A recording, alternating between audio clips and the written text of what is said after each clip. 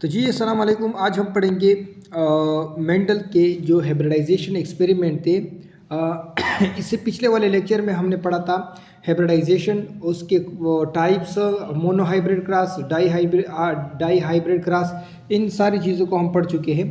आज हम इसको फर्दर एक्सपेरिमेंट से आपको बताने वाले हैं, मेंडल के एक्सपेरिमेंट से, कि मोनो हाइब्रिड क्रॉस जो ऐसा क्रॉस जो एक डिफरेंस की वजह से आपस में क्रॉस हुए हो, उसे हम कहते हैं मोनो हाइब्रिड क्रॉस।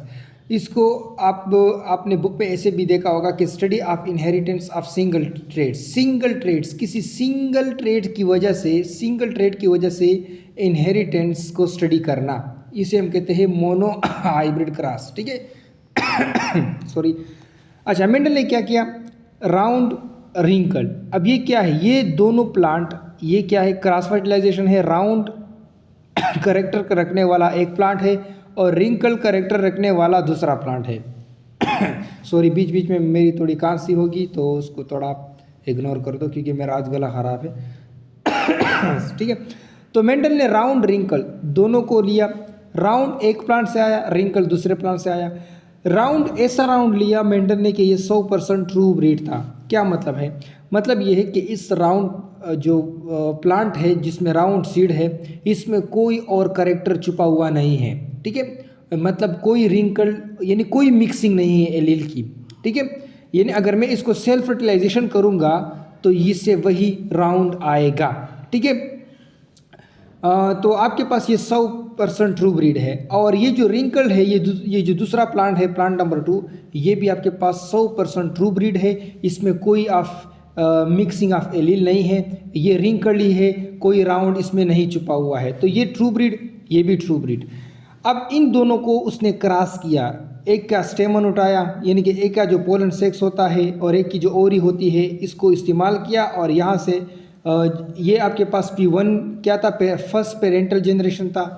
तो यहाँ पर जब उसने इसको क्रॉस किया, इस राउंड और रिंकल को, राउंड एक प्लांट से, रिंकल दूसरे प्लांट से, ये भी ट्रू ब्रीड था, ये भी ट्रू ब्रीड था। और जब इसने क्रॉस किया तो इसके पास ऑल राउंड आ गए, तमाम के तमाम राउंड आ गए। यानी ज़ाहिरी तौर पर फिनोटिपिकली जब उसने देखा तो जितने भी जो मटर के जो क्या होते हैं, अंदर दाने होते हैं, वो सारे के सारे राउंड ही थे। लेकिन ये आपके पास क्या आया? F1 generation. ठीक है, अब ये फिनोटाइप और जीनोटाइप हम पिछले वाले लेक्चर्स में पढ़ चुके हैं। फिनोटिपिकली उसने देखा कि सारे के सारे आपके पास राउंड है, लेकिन उसने सोचा कि क्यों ना मैं ऐसा करूं कि अब इनको क्रॉस क्या करूं, इनको, ये जो सारे के सारे राउंड आ गए हैं, अब क्यों राउंड आ गए हैं इसको पहले समझो। राउंड डोमिनेंट है रिंकल पर। राउंड को हम शो करते हैं कैपिटल आर से और रिंकल को शो करते हैं स्मॉल आर से। तो कैपिटल आर स्मॉल आर जब एक जगह पर आएगा तो कौन डोमिनेंट होगा?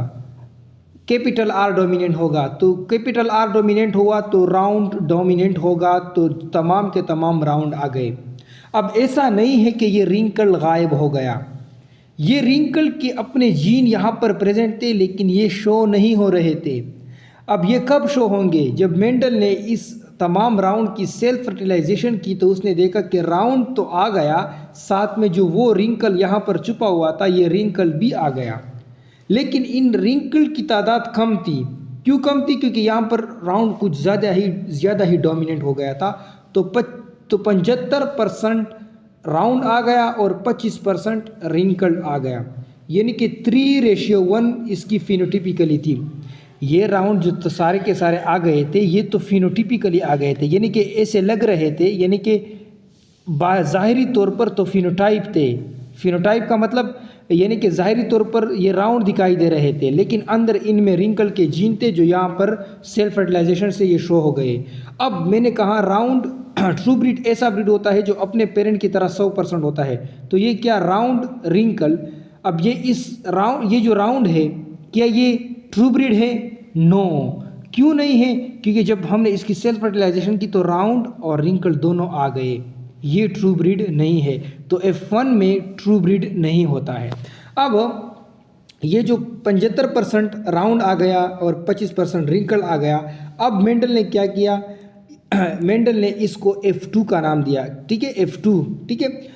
अब जब उसने ये राउंड 1 2 3 ये जो 3:1 के साथ ये F2 आया है, ये F2 है, F2 3:1 के साथ आ चुका है। तो उसने इसकी सेल्फ फर्टिलाइजेशन की और फिर से सेल्फ फर्टिलाइजेशन करने के बाद मेंडल ने देखा कि ये जो आपके पास राउंड था, इसकी सेल्फ फर्टिलाइजेशन से ये फिर राउंड आ गया। तो ये इसको हम कहेंगे ट्रू ब्रीड। अब ये है गया ट्रू ब्रीड, क्यों? क्योंकि ये सेल्फ फर्टिलाइजेशन से वही अपने पेरेंट की तरह आ गया। लेकिन जब इस दूसरे वाले बीज की हमने सेल्फ फर्टिलाइजेशन की, इस मटर के दाने की सेल्फ फर्टिलाइजेशन की, तो उसने देखा कि राउंड के साथ रिंकल आ गया, तो ये नॉन ट्रू ब्रीड है। और जब उसने फिर तीसरे वाले से सेल्फ फर्टिलाइजेशन की, तो ये फिर भी राउंड के साथ रिंकल आ गया, जो कि ये एक नॉन ट्रू ब्रीड है, ठीक है। और रिंकल को जब उसने सेल्फ फर्टिलाइज किया तो उससे फिर रिंकल आ गया, तो उसका मतलब ये है कि ये रिसेसिव ट्रू ब्रीड है, ठीक है। ये अब ये ट्रू ब्रीड है और ये ट्रू ब्रीड है। 2 ट्रू ब्रीड आ गए और 2 नॉन ट्रू ब्रीड आ गए। और इसकी रेशियो कितनी होती है? 1:2। इन दोनों का 2 होता है और 1:1, ठीक है।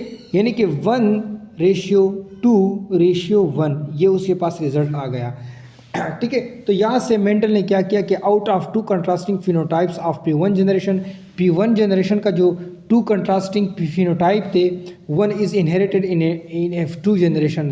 तो एक इनहेरिटेंट हुआ F2 जनरेशन में, जो डोमिनेंट था वो शो हो गया।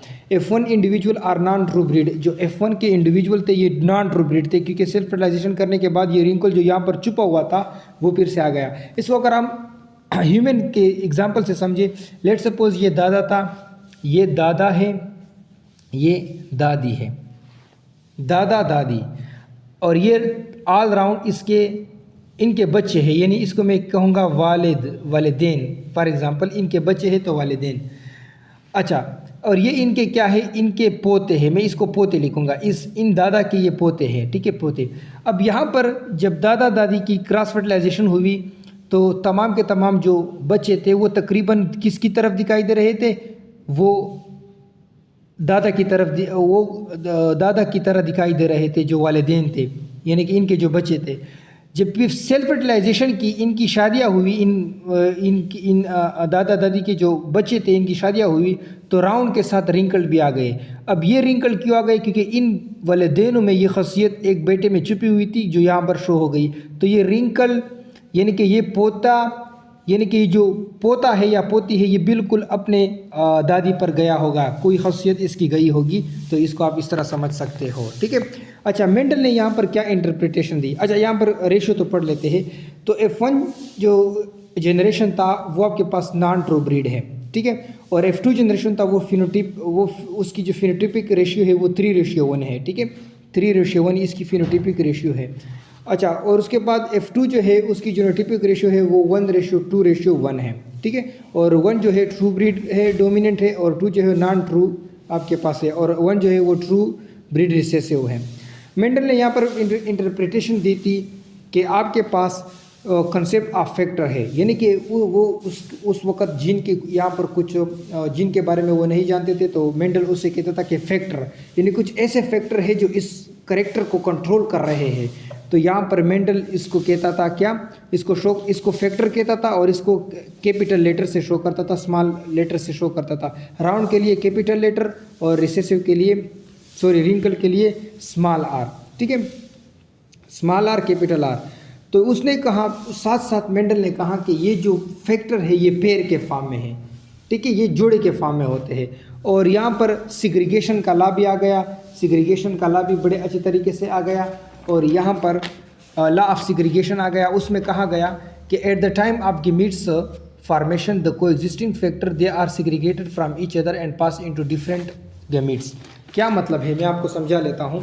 आपने इससे पहले पढ़ा है, उम्मीद करता हूँ आपने पढ़ा होगा कि जब भी हमारे पास गैमीट्स यानी कि अगर नॉर्मल स्पर्म है, लेट सपोज नॉर्मल सेल है, नॉर्मल सेल, उसमें आपने देखा होगा कि आपके पास 46 क्रोमोसोम होते हैं, ठीक है, और ये आपके पास 2n होता है, डिप्लॉयड होता है। लेकिन सोमेटिक आपके पास जो स्पर्म सेल है, स्पर्म सेल सेक्स सेल, जिसको हम अगर कंबाइन कहेंगे तो सेक्स सेल, ठीक है, मेल फीमेल के लिए, ठीक है, ये तो सिर्फ मेल के लिए होता है। सेक्स सेल दोनों के लिए हम इस्तेमाल कर सकते हैं, मेल और फीमेल के लिए। इसमें 23 क्रोमोसोम होते हैं और इसमें ये हैप्लॉइड होता है। क्या होता है? हैप्लॉइड होता है। अब इनके जब ये आपके पास क्या है? गमीट्स है, गमीट्स। अब ये गमीट्स जब बनेंगे तो इसमें जो यहाँ पर क्रोमोसोम जो 46 थे, इन क्रोमोसोमों की क्या होगी? सेपरेशन होगी। जब इन क्रोमोसोमों की सेपरेशन होगी, क्या मतलब सिग्रीगेशन होगी, तो यहाँ पर एलील जुदा हो जाएंगे। तो वही बात यहाँ पर कह रहा है कि गमीट्स के फॉर्मेशन के दौरान जब मेयासिस होता है, जब मेयासिस होता है, गमीट्स की फॉर्मेशन होती है, 2 एंड से एंड सेल बनता है, डिप्लॉइड से हिप्लॉइड बनता है, तो यहाँ पर जो फैक्टर यानी जो जीन्स, हम इसको जीन कहेंगे, मेंडल तो उसे फैक्टर कहता था, कि जो को एग्जिस्टिंग जो मौजूद जीन है वो सिग्रीगेट हो जाएंगे, वो जुदा जुदा हो जाएंगे एक दूसरे से और डिफरेंट गमीट्स में पास हो जाएंगे। यानी कि अगर ये कैपिटल आर एक जीन के लिए है, ये क्या है? जीन है, एलील है, ठीक है, रिलेशन में आ गया, एलील है। तो ये एलील, ये जब गमीट्स बनेंगे तो ये एक आर इधर आ जाएगा और एक आर इधर आ जाएगा इंडिपेंडेंटली। अभी भी नहीं समझो, फिर समझा लेता हूँ। ये आपके पास क्या है? Sister chromatid. What is this? Sister chromatid. यहाँ तक बात क्लियर है? ये सिस्टर क्रोमोटिड है। अब यहाँ पर ये आपके पास 2n सेल में मौजूद है। जब इसकी गमीट्स बनेंगे, n बनेगा, ठीक है, तो ये आपके पास एक जो क्रोमोटिड है उसका आर इधर आ जाएगा और दूसरे क्रोमोटिड का आर इधर आ जाएगा। तो क्या हुआ? यहाँ पर एलील क्या हुए? सेपरेट हुए। This law is called law of segregation, ठीक है। और यहाँ पर छोटी छोटी बातें आप इसको खुद भी कवर कर सकते हो, इतनी बातें नहीं हैं, ठीक है।